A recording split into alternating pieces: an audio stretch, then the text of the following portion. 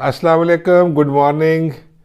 I hope you are well. और मैं आपको my master cricket coach channel में खुश आमदीद कहता हूँ। और जैसा कि आपसे कल भी मैं बात कर रहा था कि एक बड़ा ज़बरदस्त गोल्डन अपॉर्चुनिटी है इंडिया के पास कि वो 3-0 वाइट वॉश करे और फिर एक मोमेंटम, विनिंग मोमेंटम के साथ टेस्ट सीरीज़ में जाए। लेकिन ऐसा नहीं हो सका और ऑस्ट्रेलिया के 186 के मुकाबले में इंडिया कल रात को सिर्फ 174 कर सका और 12 रन से जो है वो ऑस्ट्रेलिया ने मैच जीत लिया। लेकिन इसमें एक ख़ास बात वो यही है कि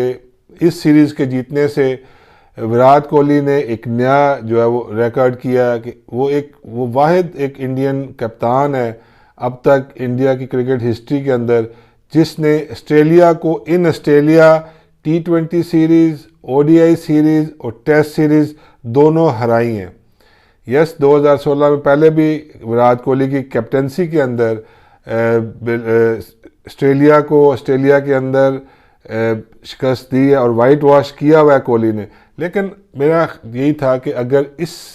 आज भी अगर इंडिया रात को ये जीता ये मैच और वाइट वॉश करता तो ये एक नई हिस्ट्री क्रिएट होती। इससे पहले सिर्फ एक कप्तान ऐसा है, वो डिप्लेसिस है, साउथ अफ्रीकन कैप्टन है, जो कि जिसने ऑस्ट्रेलिया के अंदर तीनों फॉर्मेट में ऑस्ट्रेलिया को हराया। तो ये एक बड़ा यूनिक सी चीज़ जो है वो विराट कोहली के है कि उसने ऑस्ट्रेलिया को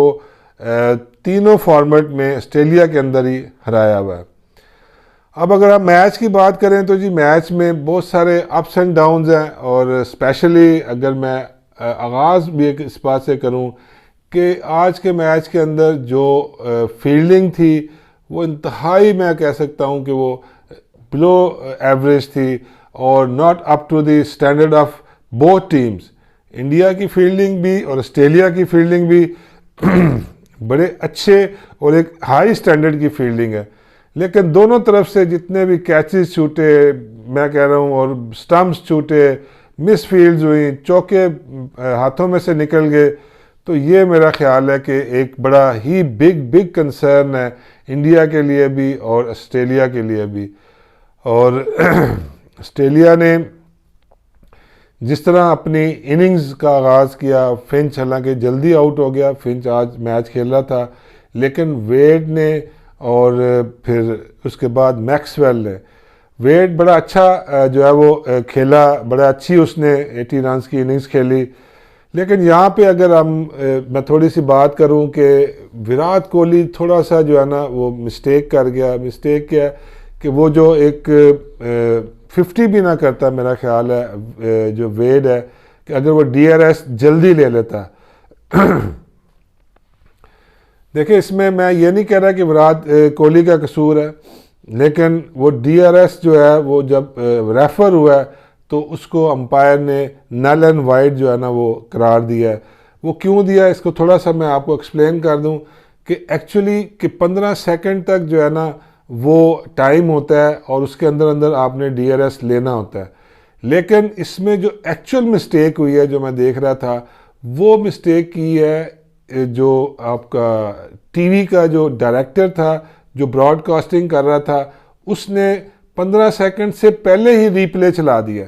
और वो रीप्ले जो जब देखा मतलब राहुल ने मेरा ख्याल है शाउट किया और विराट कोहली ने, तो फिर वेड ने जो है उसको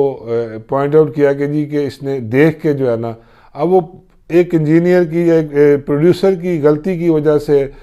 क्या पता अगर वहाँ पे वेड जल्दी आउट होता और 186 स्कोर ना होता और इंडिया आराम से चेस करता और वाइट वॉश होता। देखिए, ये छोटी छोटी जो मिस्टेक्स होती हैं, ये यस इन द फील्डिंग भी आप कह सकते हैं और इन द जो है ना टेक्निकली भी जो है ना कोई चीज़ें ऐसी हो सकती हैं जिसकी वजह से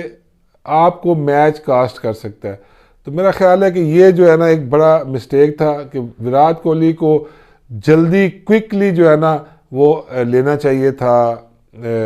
DRS रेफर करना चाहिए था। खैर चले, ये तो वन ऑफ जो है ना वो एक रीज़न हो सकती है, लेकिन मैं फिर वही बात करूँगा कि इस तरह के बहुत सारे चांसेस आए। मतलब अगर विराट कोहली का कैच पकड़ लेता फिर जैम्पा की बॉल के ऊपर विराट कोहली का स्टंप भी छूटा। तो विराट कोहली ने हालांकि बड़ी अच्छी शॉटें मारी, बड़ी अच्छी 85 की इनिंग्स खेली 61 बॉलों के ऊपर, लेकिन उसको चांसेस आज काफ़ी मिले। लेकिन दूसरे एंड पे स्टार्ट कोई इतना अच्छा नहीं हो सका और राहुल पहली बॉल पे आउट हो गया। मैक्सवेल ने जिस तरह की कल रात को इनिंग्स खेली है और कितनी बचा के, हम वो कहते हैं ना कि वो निकल गया, इस तरह की इनिंग्स खेली है और आउट भी हुआ है और फिर जो है वो चाहल ने नो बॉल कर दी। देखें, अगर वेट का सही टाइम पे डीआरएस दिया जाता तो मे भी काफ़ी सारा रन्स कम होता, और मैक्सवेल भी अगर वहाँ पे आउट हो जाता और वो नो बॉल ना होता तो फिर भी मेरा ख्याल है कि काफ़ी जो है ना 10, 15, 20 रन्स का फ़र्क पड़ सकता था। और जिस तरह फिर वेड ने और मैक्सवेल ने फिर फायर किया, फिर उसने इनिंग्स किया, तो मेरा ख्याल है कि वो वन ऑफ द बेस्ट जो है ना आप कह सकते हैं कि इस सीरीज़ की एक अच्छी पार्टनरशिप थी। तो इसी तरह मेरा ख्याल है कि अगर मैं बॉलिंग की बात करूं तो जो बॉलिंग जैम्पा ने और फिर स्वैप्सन ने की है, और स्वैप्सन को मैं नहीं सच्ची बात इतना हाई रेट कर रहा था, लेकिन रात को उसकी जो बॉलिंग देखी है कि उसको एक भी जो है ना वो बाउंड्री नहीं लगी है, ये एक कमाल की बात है। और इंडिया के जो बैट्समैन है दे आर स्पेशलिस्ट कि वो स्पिनर्स के जो है ना बहुत अच्छा खेलते हैं, और इन्हें T20 मैच एक बॉलर जो है वो अपना तीसरा के चौथा मैच वो शायद खेल रहा है, और उस मैच के अंदर वो जो है उसने एक भी जो हिट है बाउंड्री जो है वो नहीं खाई, और फिर 5 में से ऊपर के जो टॉप के 3 बैट्समैन है, 3 उसने 5 में से 3 टॉप के बैट्समैन आउट किए, तो बड़ा अच्छा उसका था। और फिर एंड में आके जैम्पा ने जिस तरह की बॉलिंग की है और सिर्फ 21 रन उसने दिए हैं, लेकिन उसने बड़ी इम्पॉर्टेंट, जब चेज स्टार्ट हुआ था तो वहाँ पे उसने फिर पांड्या की विकेट ली है और उसको आउट किया है, और फिर उस वहाँ पे थोड़ी सी आप कह सकते हैं कि वो ब्रेक लगी है उसकी चेज को, जो इंडिया चेज कर रहा था, लेकिन उसके फ़ौरन बाद फिर थोड़ी देर के बाद कोहली भी आउट हो गया और फिर थोड़ा सा वो डिफ़िकल्ट हो गया था। हालांकि थोड़ा सा ठाकर ने कोशिश की है छिके चौके मारने की, लेकिन मेरा ख्याल है कि वो इतना ज़्यादा फिर वो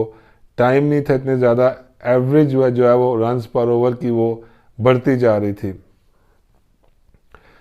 कोहली को जी मैं काफ़ी क्रेडिट दूंगा। कोहली ने जिस तरह की इनिंग्स खेली, जिस तरह के उसने शॉट्स खेले, वो एक इनिंग्स जो है ना वो देखनी के लायक थी। खैर अब 2-1 से 3-0 होती तो कोई क्या ही बात थी, लेकिन 2-1 से इंडिया ने T20 सीरीज़ जीत ली। इस सीरीज़ से इंडिया ने अगर कोई चीज़ हासिल की है और कोई इंडिया ने कोई इसमें से कोई फाइंड आउट हुई है, तो वो मैं तो कहूँगा वो नटरंजन था। नटरंजन जो है इस सीरीज़ की जो वनडे आखिरी खेला है और उसके बाद जो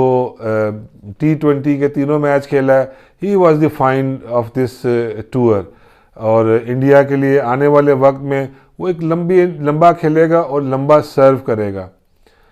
थोड़ी सी मैं यहाँ पे ऐड करूँगा कि संजू सैमसन की काफ़ी मैं भी बात करता था, जो मैंने IPL में देखा, is a very good player, और उसको पूरा जो है T20 सीरीज़ मिली, 3 इनिंग्स उसको मिली हैं और अच्छे नंबरों पे उसकी जो है ना उसको बैटिंग और 4 नंबर पे उसके खेलने की एक बड़ी गोल्डन अपॉर्चुनिटी मिली थी, लेकिन वो उतना परफॉर्म नहीं कर सका। एटलीस्ट 3 में से एक जो है ना वो उसको क्लासिक इनिंग खेलनी चाहिए थी, जैसी कि उसने IPL के अंदर खेली थी, और वो जो है ना उसको ज़रूर अपनी प्रेजेंस और अपने जो है वो क्लास एक शो करनी चाहिए थी। यहाँ पे अगर इंडिया ने आगे फर्दर, मेरा तो अपना ज़ाती ख्याल है, जो मैं अब इंडिया की ये T20 के जो मैचेस हैं इंडिया के और IPL पूरा मैंने फॉलो किया है, तो मैं यहाँ पे एक चीज़ ऐड करूँगा, ये मेरी अपनी ज़ाती राय है, आप इससे इख्तलाफ कर सकते हैं, आपकी अपनी राय है। इंडिया ने अगर इंडिया के अंदर वर्ल्ड कप अगर जीतना है तो यस, एक तो रोहित शर्मा को वापस आना पड़ेगा टीम के अंदर, और दूसरा ईशान किशन और सूर्या कुमार यादव, ये दो प्लेयर जो हैं, ये इन दोनों को टीम के अंदर आना पड़ेगा,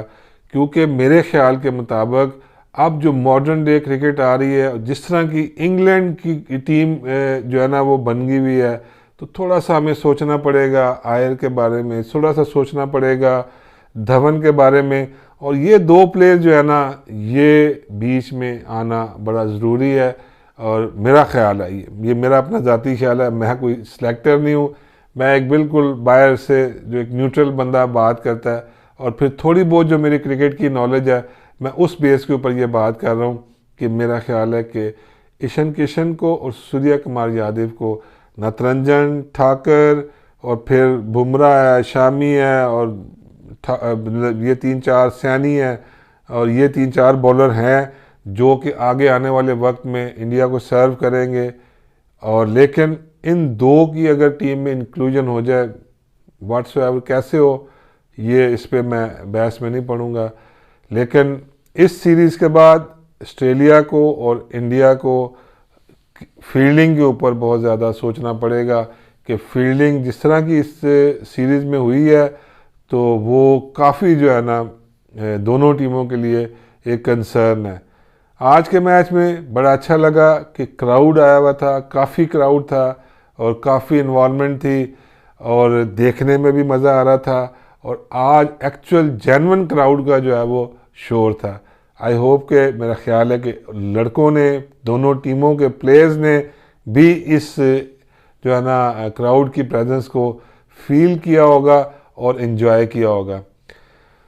आज का शो इसी पे ही ख़त्म करूँगा। अब लेट्स सी के जी के अब आगे जो एक बड़ी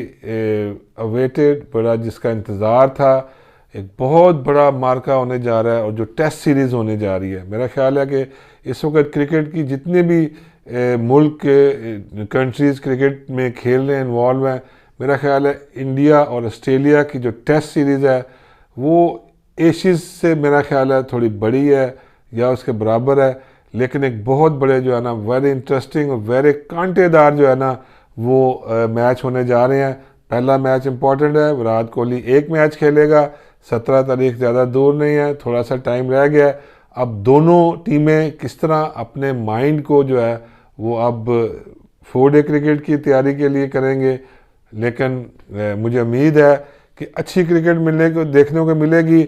यहाँ पे बहुत सारे लोग जो हैं वो इस बात को जो है ना लेके बात कर रहे हैं कि ऑस्ट्रेलिया जो है वो स्ट्रांग है और फेवरेट है, लेकिन नहीं, मेरे ज़ाती ख्याल के मुताबिक इंडिया के पास भी काफ़ी मैच विनर प्लेयर्स हैं, स्पिनर्स भी हैं, बैट्समैन भी हैं, पुजारा, रहाणे, कोहली खेलेगा, और बाकी जितने भी बैट्समैन हैं सारे क्लास के बैट्समैन हैं। लेट्स सी कि अब उस सीरीज़ का हमें इंतज़ार है, आपको भी इंतज़ार है। माय मास्टर क्रिकेट को चैनल को लाइक करें, सब्सक्राइब करें और अपने रखें ख्याल। बहुत शुक्रिया, अल्लाह हाफ़िज़।